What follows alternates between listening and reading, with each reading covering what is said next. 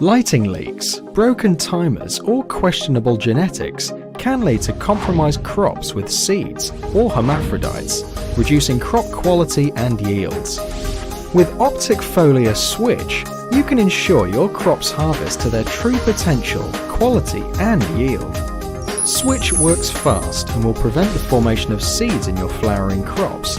It allows plants to transition into bloom by preventing and combating key stress factors that can delay the formation of bloom sets. By utilising Optic Foliar Switch during the first 2 weeks of bloom, growers are able to ensure that their plants will begin to form flower sites and maximise flower growth. Switch also helps in eradicating male flowers and seeds that show in the later stages of bloom that are closer to harvest. The unique natural solutions within Switch block male hormones within the plant from taking over and establishing hermaphroditic characteristics, allowing the plant to maintain female-only traits. Optic Foliar Switch works fast. In addition to preventing male flowers from forming, it also speeds the transition of plants into bloom, allowing for earlier bloom sets as well as tighter, bushier plants.